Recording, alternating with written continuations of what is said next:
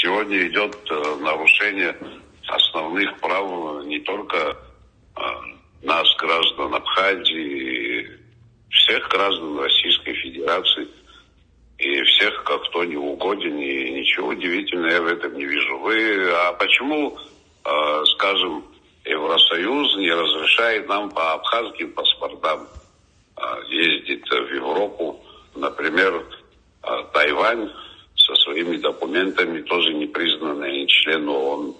Северный Кипр со своими документами. Абхазия. Почему? Потому что грузины этого не хотели, и оно шло на поводу. Это же нарушение прав. Право на передвижение. Не будем говорить. Сейчас к России у них особое отношение. Естественно, мы граждане России, и те санкции, которые идут на россиян, они распространяются, здесь удивляться нечему. Мы все это время говорили и обращались к нашим правозащитникам, неправительственным организациям, которые общаются с этими.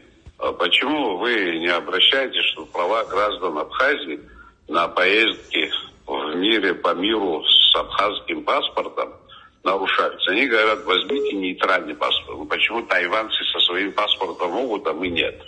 Это политика двойных стандартов.